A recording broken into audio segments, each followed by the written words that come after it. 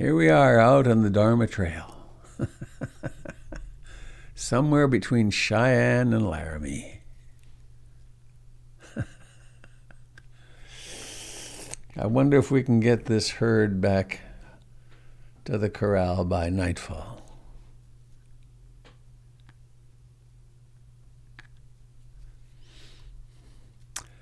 I'm Robert Beatty, or so I tend to believe.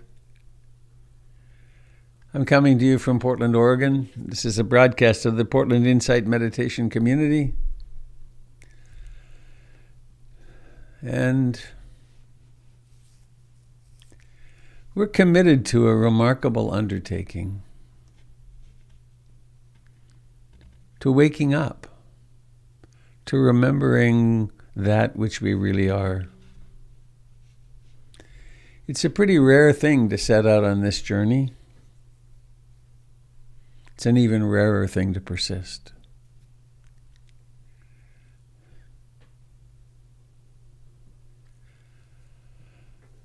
I woke up early this morning, 2 or 3 hours ago, very clear-headed, no thoughts.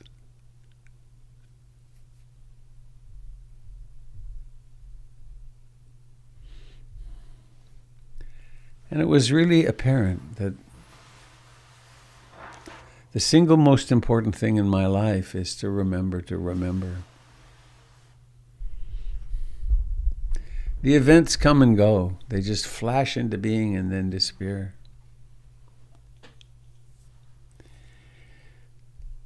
And this poem was there this morning too. I first came across it about 35 years ago, I think. It's a Robert Bly translation, I think, of Kabir. I was doing a workshop. I was working in drug and alcohol treatment, and it was a day-long workshop, I think, or maybe a weekend. And I started with this poem, and we kept coming back to it, and people kept referring to it all weekend. And so I hope it touches you deeply like that too. So I've used it probably hundreds of times in introductions and public talks and things like that. So it goes like this.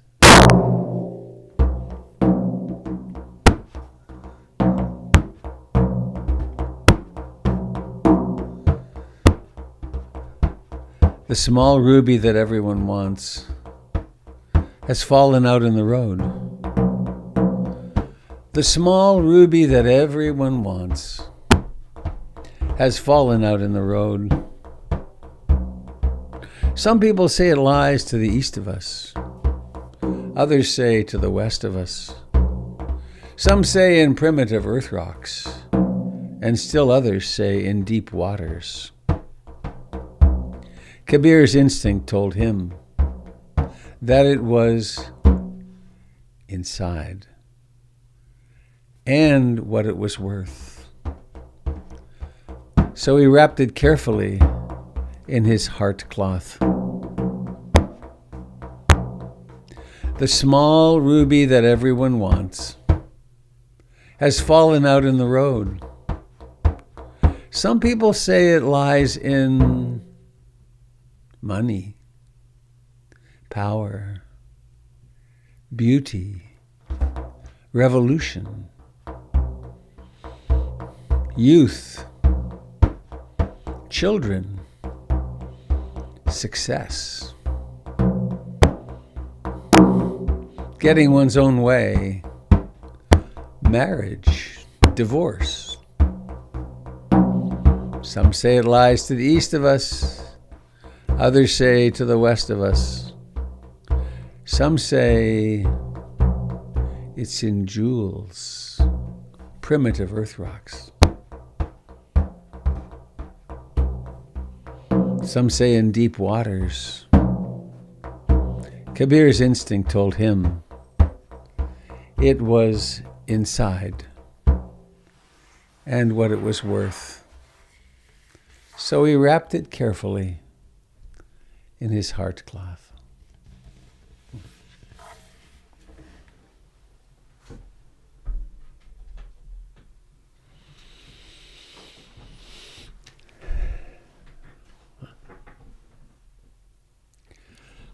let us wrap ourselves in our heart cloth.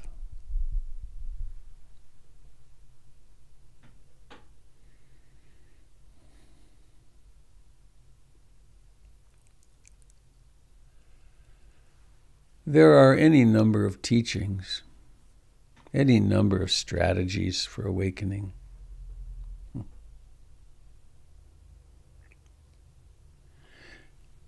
Even the notion of awakening is a strategy.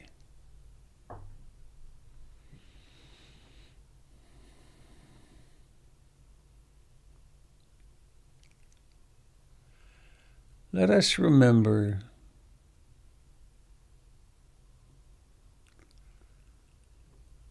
the refuges. I take refuge in the Buddha and being awake. I take refuge in the Dharma.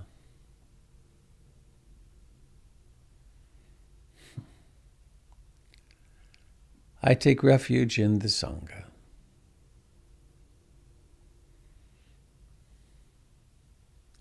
We can chant that, we can sing that, we can reflect upon it. And those three statements, too, are but pointers at the experience of simply being. Simply being.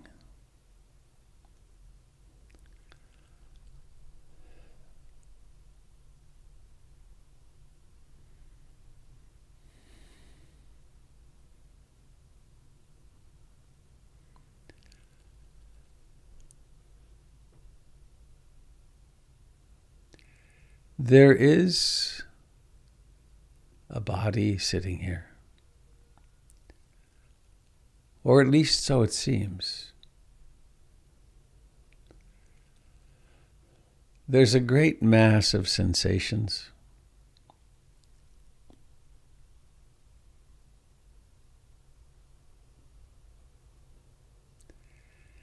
And there is awareness of those sensations.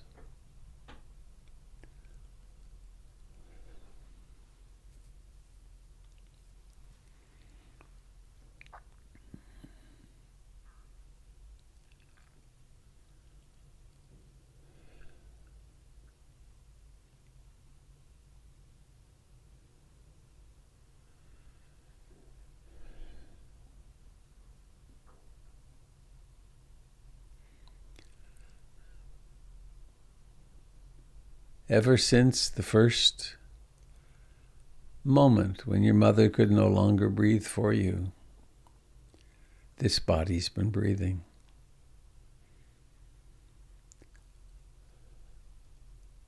We are bottom dwellers in an ocean of air that's something like 15 miles thick.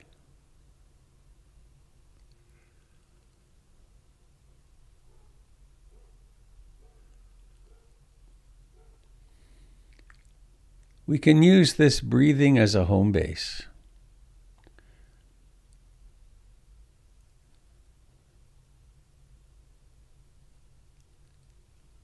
The fantasies and imaginations and obsessions and good causes and bad causes and emotional uproar all continue, come and go.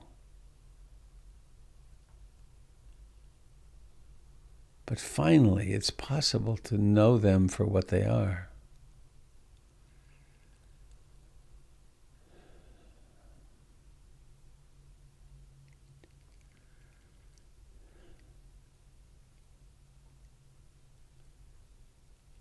You can feel the whole body, one mass of life. Don't have to move at all. It's just there in awareness.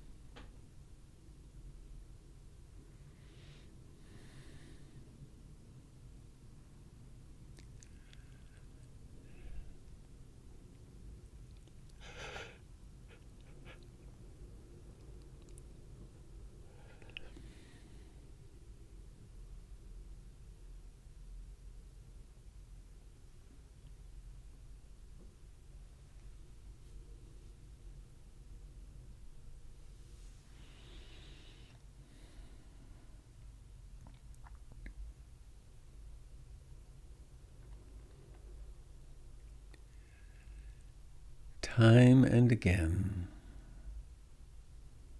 and always now.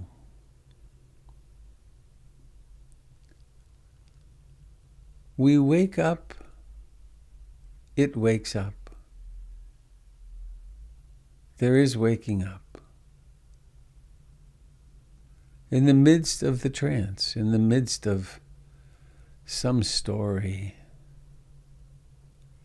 some opinion,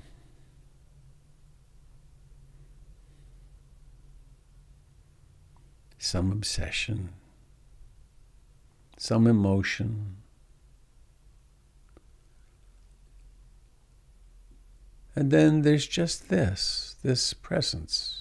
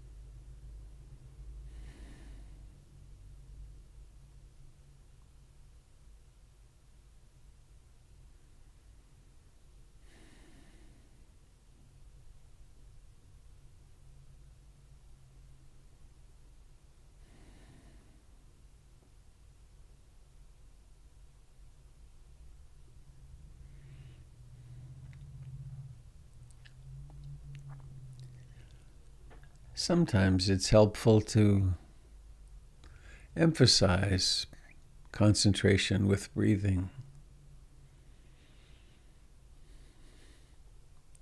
To notice the very first moment when the breath emerges.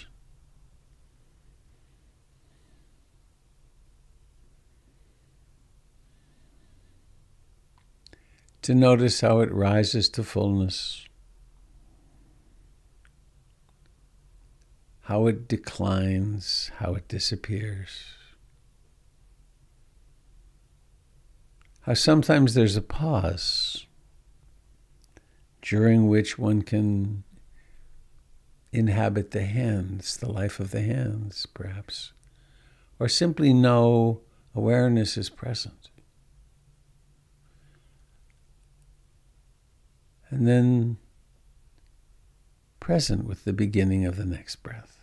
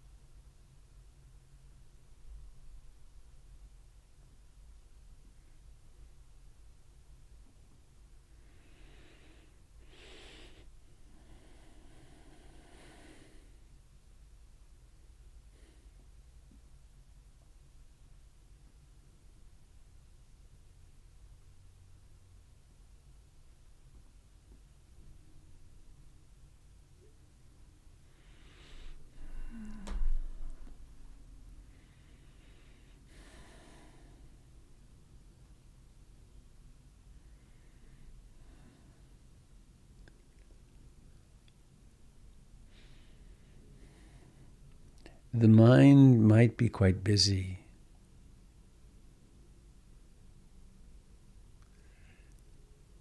There could be subtle or not so subtle wanting something.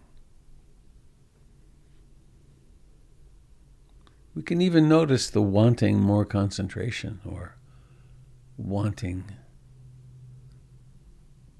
something in the distant future. And there can be disliking,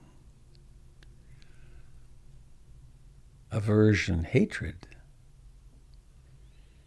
judgment of oneself, judgment of others.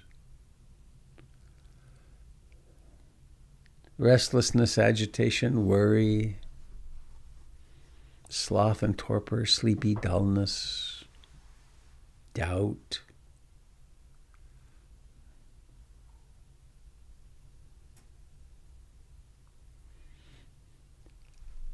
Let us cultivate curiosity about it all.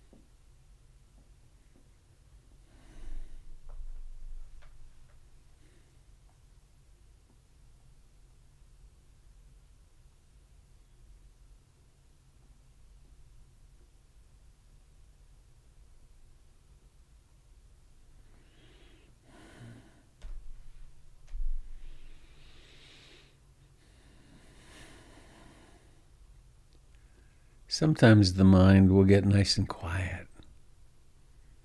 Rest easily in the breathing, spacious and aware of whatever's happening. You can notice the pleasure of that, the ease of it.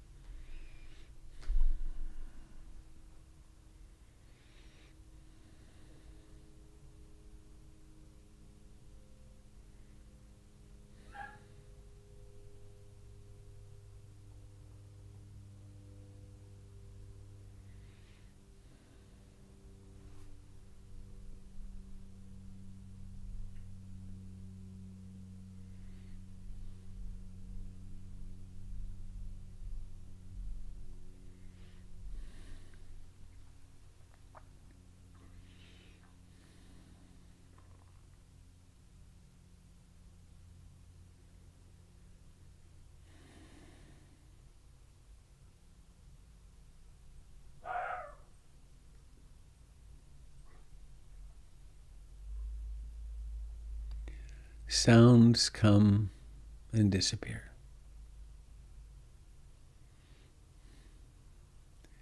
Everything in life presents itself for less than a nanosecond. Its very arising is its passing away.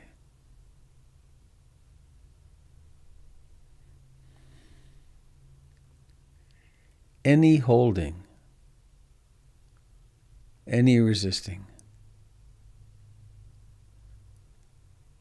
creates a self that is suffering.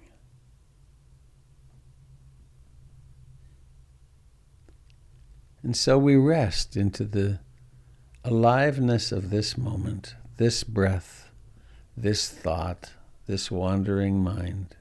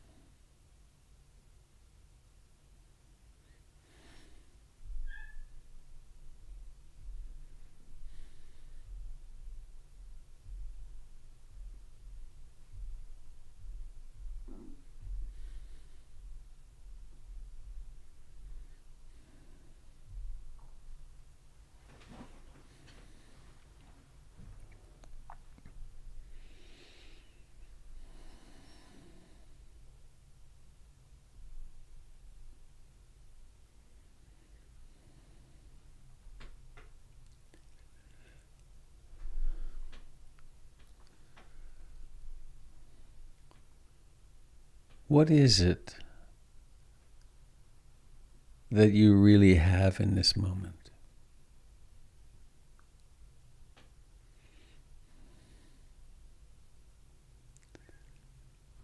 There's consciousness. There's seeing, hearing, smelling, tasting, touching.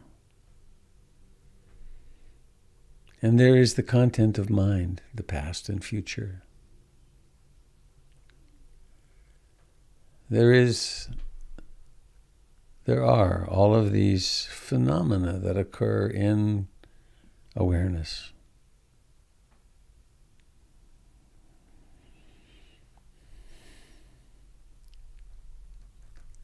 Mostly we are preoccupied with performance, with getting somewhere, with fulfilling our responsibilities, with improving ourselves.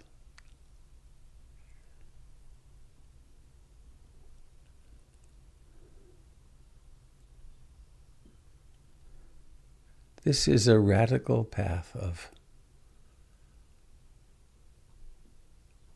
non-intervention.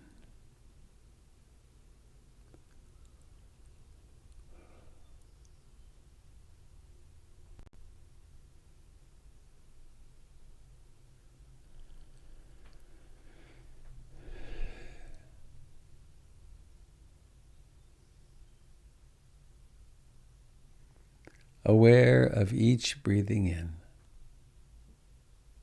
each thought,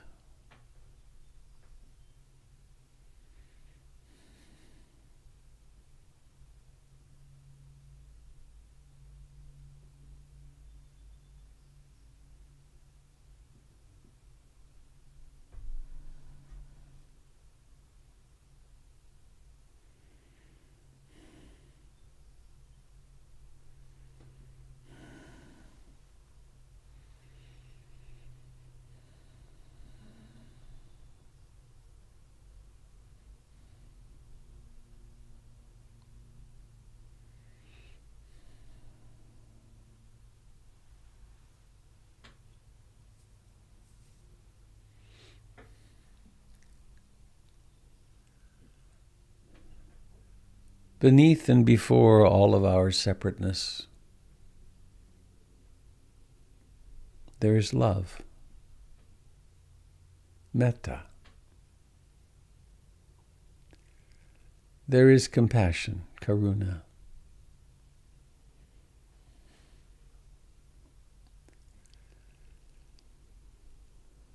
There is sympathetic delight, upekkha. And there is equanimity.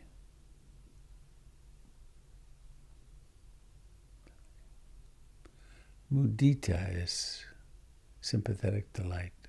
Upekkha is equanimity. Equanimity, the resting in the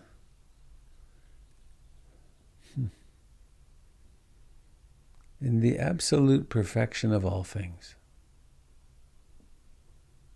Not a common thought, a less common practice.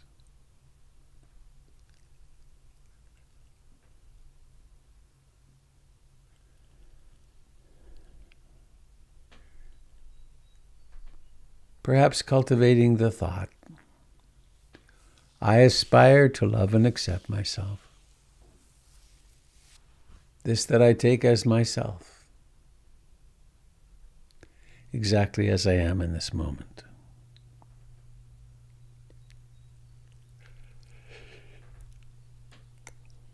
And whenever I'm hurting, no matter how I'm hurting, whenever I'm wanting something to be different and suffering, I aspire to hold myself in sweet compassion. Infinite compassion. The willingness to be awake in the midst of it all.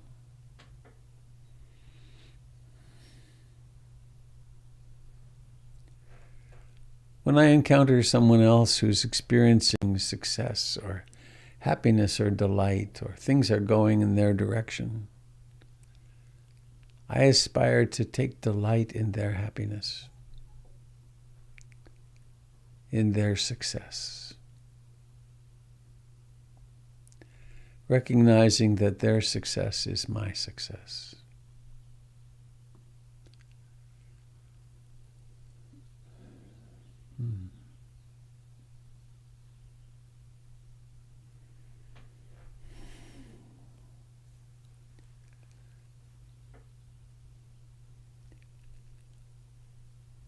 Coming home now very poignantly, very intimately to the life of the body.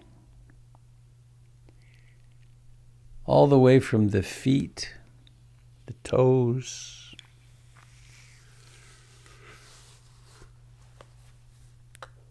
the heels, the calves and shins, the knees and the thighs, all the life that lives in the pelvis, the life of the inner abdomen, the solar plexus, the chest, the sacrum and the back, the fingers and hands and the forearms, alive, the elbows and upper arms, the shoulders, the neck and the jaw, the cheeks, the lips, the tongue, the wetness of the mouth, the ears, the scalp,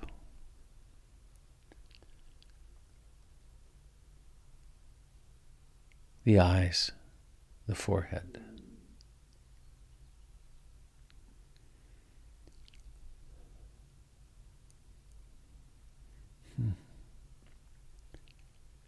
The intention to open the eyes takes an effort, takes planning, takes consciousness. And now operationalizing, making happen, acting upon the world in such a way as to raise the eyelids. And raise the eyelids with curiosity to see what happens.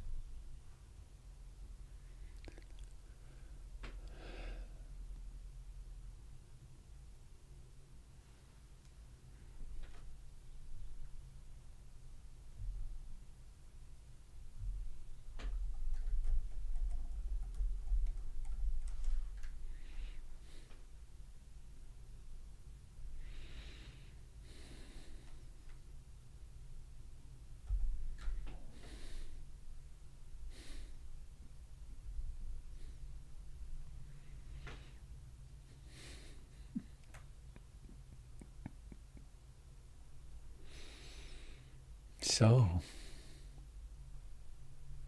seeing again, breathing again, still.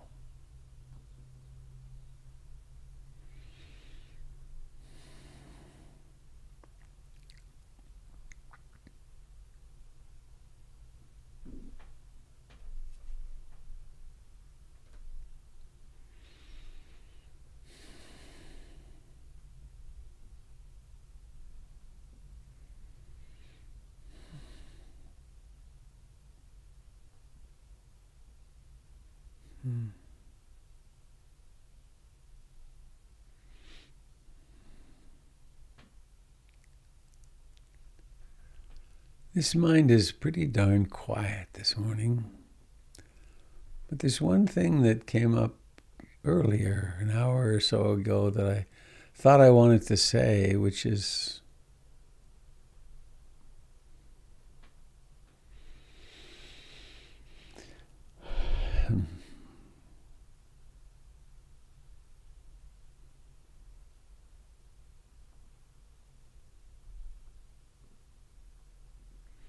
hard to find the words for.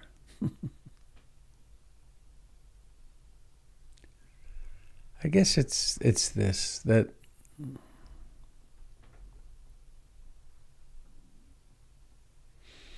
there's a teaching from the Buddha about, he likens the Dharma to a snake.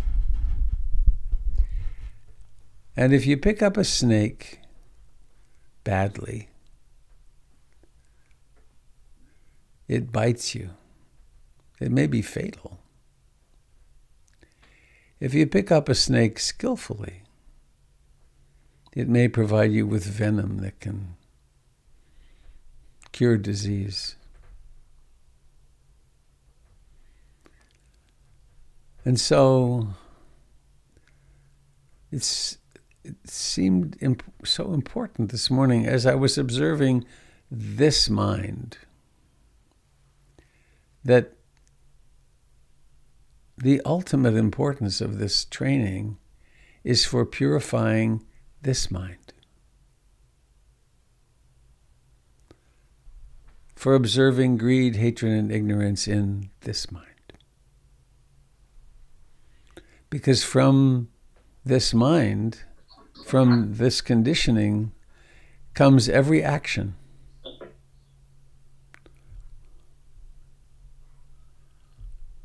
Every thought, every word spoken, every physical action, it all comes from this mind.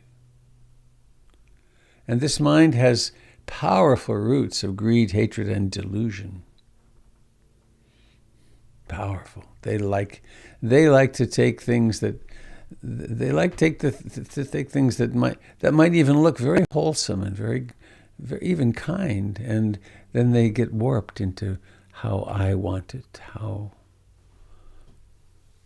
So there's excitement in that, of course, or not excitement, but there's beauty in that, because by simply stopping, we actually can observe. We can observe Genesis. We can observe the creation of this moment, and we can select for kindness and wisdom and generosity and action and restraint. And so that's sort of what I wanted to say, I think. It's pretty important what we're doing.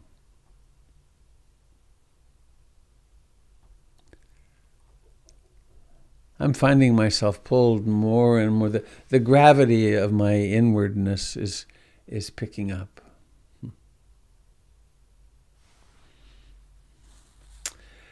So amongst announcements, the only one that comes to mind is a familiar old one, which is, there's two. I don't know what came of it, but yesterday our project manager, an incredible woman named Kim Knox, was calling a person at the city to ask what the heck is going on. I mean, enough already.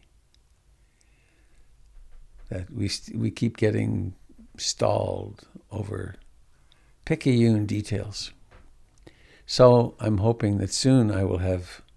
Everything's ready to roll. The contractor is ready to roll. The subcontractors are all set, and we just can't get the go from the city. I've heard people complain about Portland. Portland's building, the code office, but I know, how it is with some things. You can't really believe it till you experience it. Well, I'm experiencing it. It's very frustrating. It's also okay, but it's a problem. And then the other thing is, it's my NPR moment. If this broadcast, and soon to be open, PIMC, is of importance to you, if it serves you, which certainly serves me, and I know the lives of many are transformed by it, if it serves you and you're not already a monthly donor, please go to the website and do that. Have the delight of it.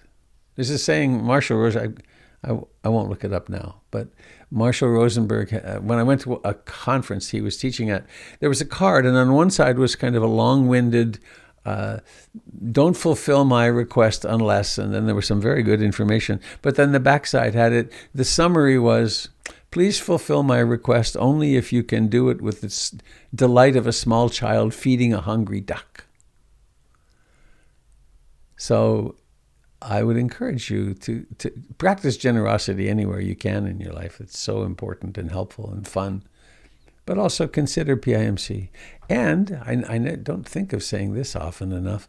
That is that if you're doing your end of life planning,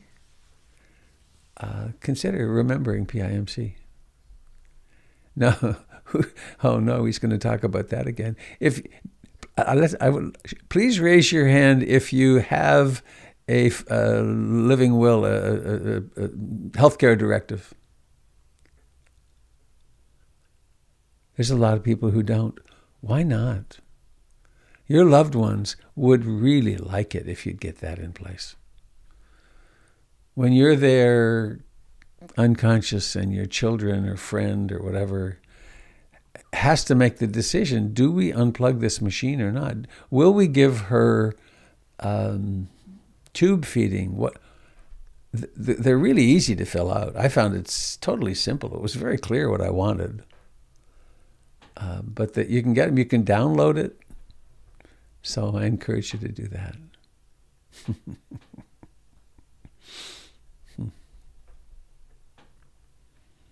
So enough from me. Have any questions, complaints, anything to share from your practice? Life-shaking discoveries?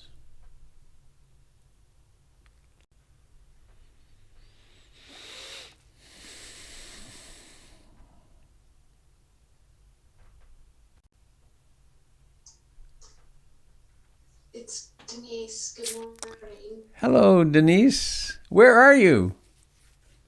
I'm at the farm, but I'm actually leaving today to drive to Medford to do some work on table rocks. But my thought, or I don't know, reflection is actually, I guess, bone breaking rather than mind blowing. Is I was thinking about, you broke your tooth. My mom just broke a tooth.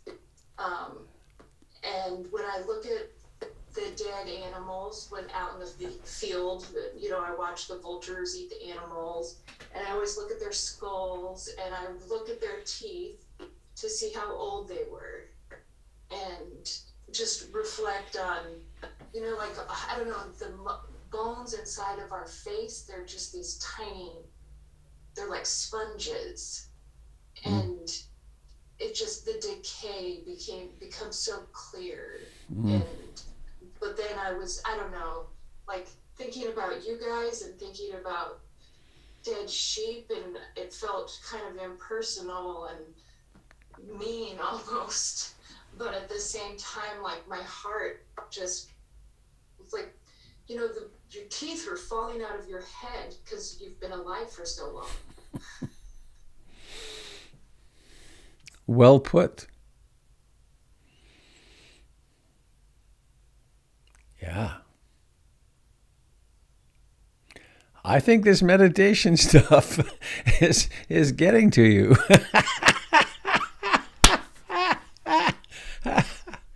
It's true. You just reminded me, I had a dream a long time ago. I don't know, 30, 40 years ago, but I remember it really distinctly. I have a lot of dental work, and actually it's gone when I think of it. I had a bridge that was put in when I was a teenager. They don't even do bridges anymore. But I had a bridge put in, and it was, it was one of a kind, right? Ever. And I had this dream that two people were at the side of a cliff, and they were archaeologists, and they were digging with a little pick thing, and they found this jaw, and they found that bridge, and they said, Whoa, they had sophisticated dentistry back then, didn't they? We didn't know that. It was a powerful dream. I woke up, and I mean, here I am remembering it all these years later. I mean, yeah. Now they look at the titanium implants and say, whoa, they really had sophisticated dentistry back then.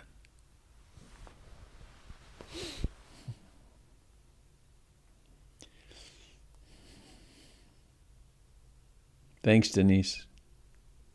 You're very fortunate. You're well placed to be able to encounter the whole of the life cycle, aren't you? From catching lambs in their birth to nursing calves to seeing the vultures.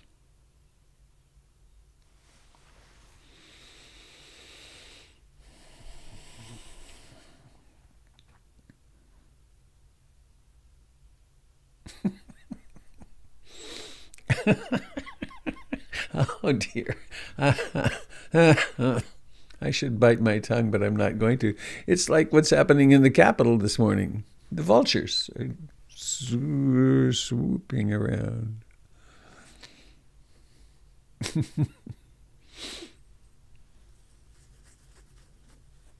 That's bad. Tim. I had a memory of something from a million years ago that seemed poignant or significant or something. I had a back injury when I was a young man, and it plagued me for a long time. Still does sometimes. But there was one time when my back was out and I was having real difficulty walking and a lot of pain and so on and so forth. Couldn't stand up straight.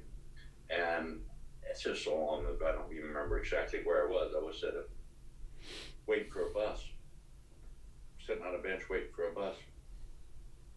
And saw a guy walking down the sidewalk.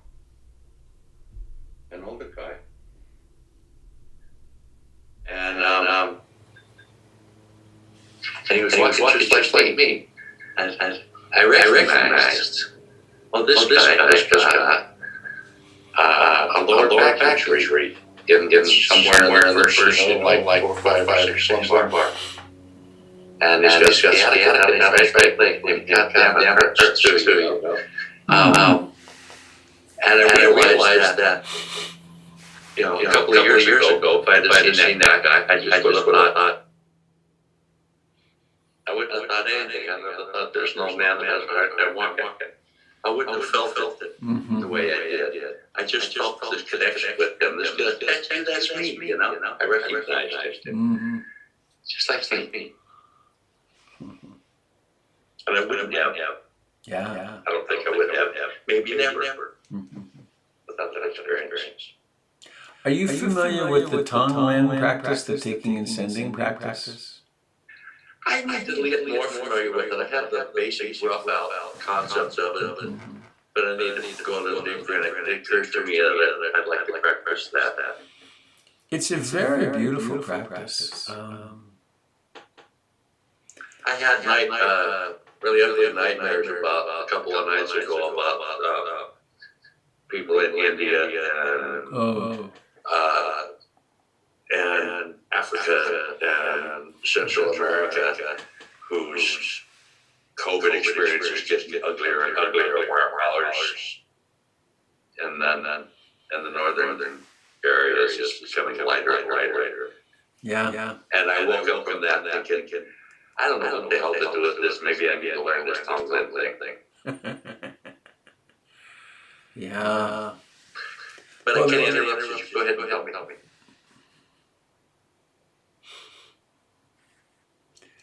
I'd heard of Tonglen a lot, but I never really practiced it. And this is quite a long time ago. It was the end of my first marriage. We went. We had to go to the courthouse, and my then wife wouldn't sit with me, and I was a wreck. Divorce wasn't on my pull-down menu. It wasn't possible. And then, bam, she wanted a divorce after 17 years. And I'm grateful to her. And I've told her several times how grateful I've been that she actually had the good sense to pull the plug. But anyway, we went and we were sitting apart. And there were probably 50 couples, maybe more. And there was a break after an hour and a half or so. They were telling us, basically giving us information on how to do this peacefully. And I went out for a walk. It was downtown. I went out for a walk, and I was so anguished. And it occurred to me, Tonglen, and then it occurred to me, all those other people and all those couples in there are experiencing something like this. I mean, they're all in this hell realm, or at least many of them.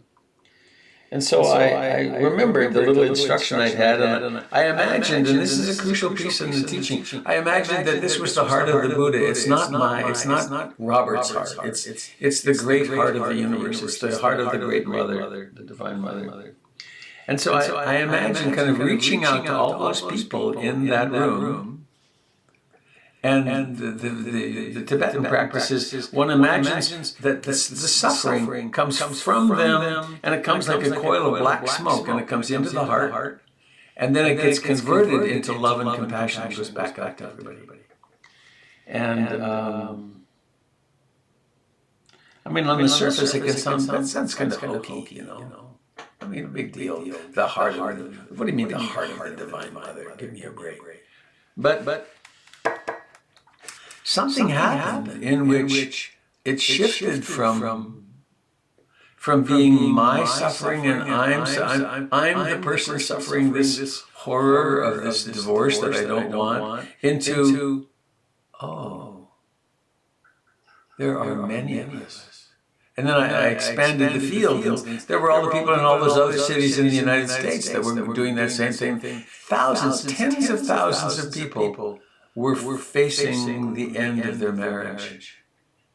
And something shifted remarkably. And when I went back in the room, I approached my then wife and said, I'd like to sit together. I think this feels wrong. And she acceded that was okay. And it still went very bad from there. Very badly, but that movement. Another time that I did Tonglen was when I fell in the mountains. Actually, you can read about this on my website. There's a little. It's about a 10-page article actually called "The Swish of a Horse's Tail." 1990, I was in the mountains with my daughter. We slept out on top of Old Snowy Mountain, and in the morning we were coming down, and I was very comfortable in the mountains. I was a mountaineer a lot. And we were doing the plunge step down through snowfields, and it was morning, and I was actually singing out loud, I love my legs, I love my thighs, and I love the sun, and then I slipped on a piece of dirt, a little slip, and then suddenly my quadriceps tendon erupted off my knee. There was just this huge snapping experience, and I went down. And then ultimately I sent Tara, who was 12, I guess. I think she was 12, maybe younger. I sent her for help. And then she was gone. And there I was with my ruptured quadriceps in the mountains. I was safe enough. I had my gear and water and stuff. And I watched this beast of anxiety, this terror start to emerge. And then I remembered that, I remembered Tonglen. And so I started imagining, I wonder how many other people right now are suffering this injury. Or I wonder how many people in the past have suffered this injury. And so I started imagining people in the mountains who've fallen and so on. And then I remembered there was a man, I forget his name, there was a man, a very strange fellow, who put 2 windows in my home, who 2 years before had been up on Mount Hood and never returned. He disappeared. And they actually, that's not true. By then they had found him. They had found his skeleton with 2 broken ankles. Not far, about 100 yards off the trail. So anyway, I started imagining him and all the suffering of all these people and all the anxiety went. I realized I'm just part of a pack of humans who are, and there's so many, any time we're suffering something, there's others by the thousands who are suffering something very similar or identical. So it's a powerful practice. It's a very powerful compassion practice. I do encourage you to read that article about the swish of a horse's tail. It's I wrote it. I think I wrote it on Vicodin in the days after the surgery. The doctor, Dr. Scott Grew, he's still in practice. He said, "This hurts some now. This is before the surgery." He said, "It's really going to hurt after the surgery," and he was right. It was wild, and then I got the wrong medications. But anyway, it's a worthy read about practice in times of duress. Thank you for the question. I hope it wasn't too long-winded.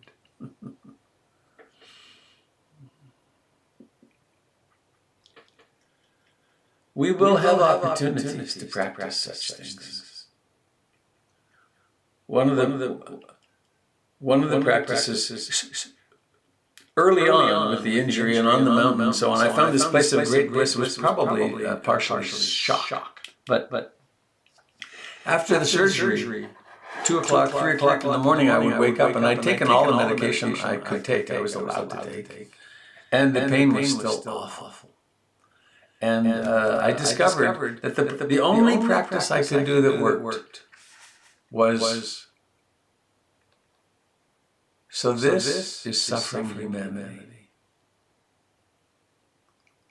This is what it's like sometimes. It's just awful. And I can't meditate myself out of it, but I can come to a place of not adding tremendous resistance to it, just realizing this is what it's like. This is what it's going to be like till morning. It's 3 hours, 4 hours, and I will endure.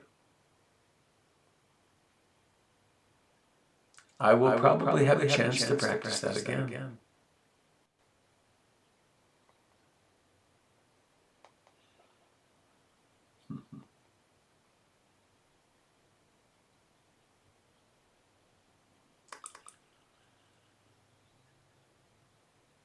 I just remembered Stephen Levine saying, I've heard this from various other teachers too, but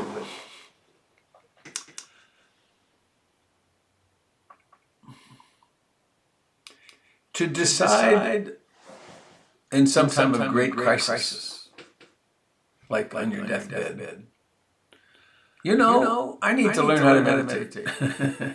I need to learn how to work with pain. He said it's a bit like starting meditation with giant speakers playing Jimi Hendrix right here. Why not start with something smaller and start now?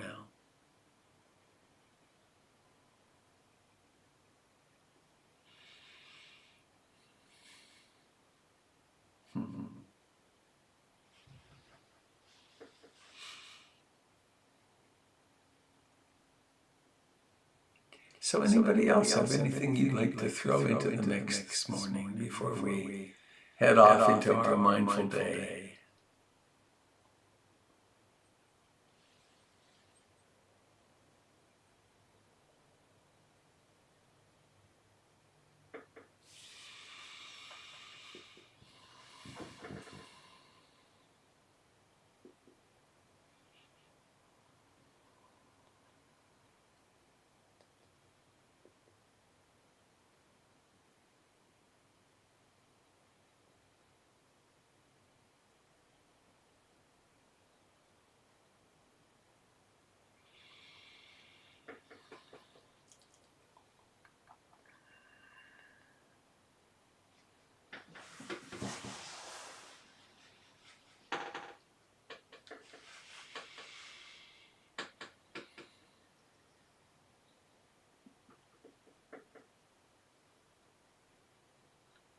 Hi, I just wanted to mention, after a surgery once, I was really in pain, and I said to myself, oh, this is the suffering of suffering.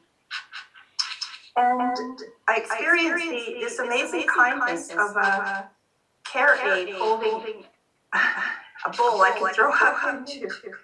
And it was quite a good experience for me to just acknowledge suffering and also to have the benefit of this phenomenal kindness in the healthcare system that I wasn't expecting. Thank you. Thank you, Joy.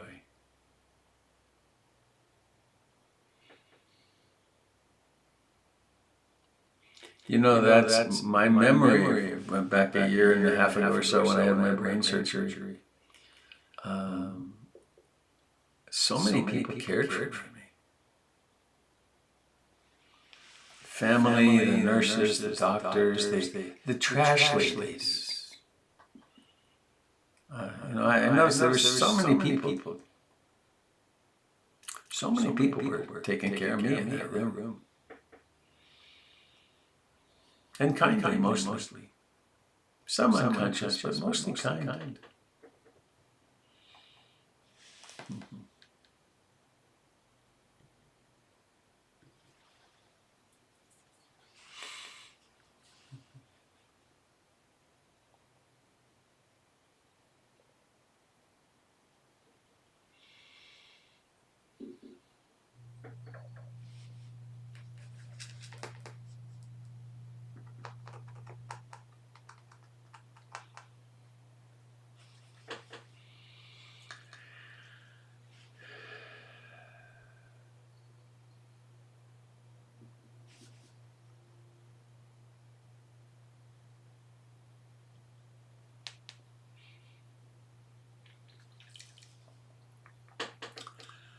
Well, shall we head off into our other activities?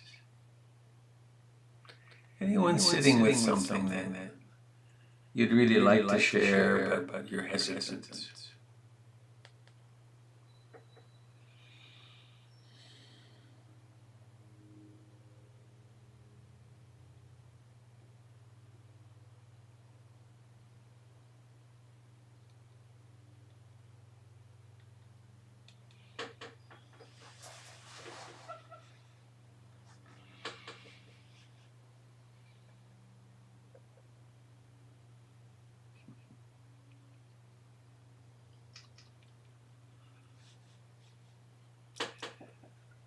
Let me ask this. How many of you are not in Portland? Would you raise your hand? 1, 2, 3, 4, 5, 6.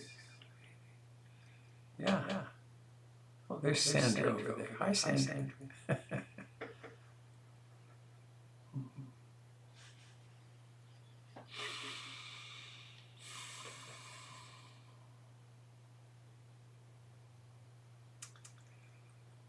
Well, let's chant our way out of here with Bhavatu Sabe Mangalam.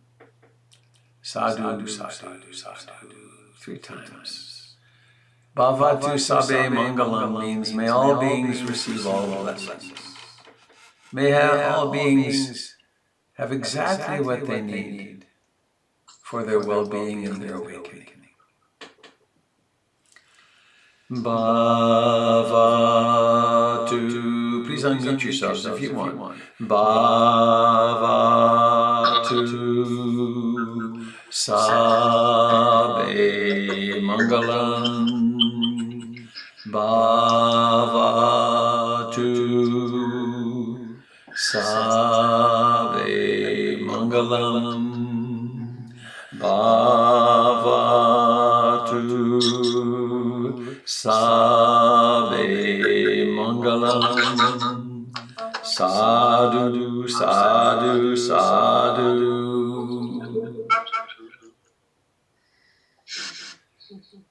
Have a fine day of mindfulness, dear friends. I look forward to being with you tomorrow. Thank you. Bye. Bye-bye. Bye.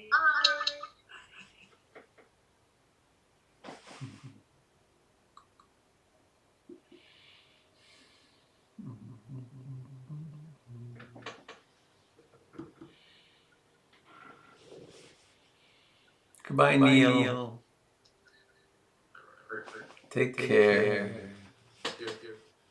Goodbye, Hat and Mary Kay and Steffi and Chris. Enjoy.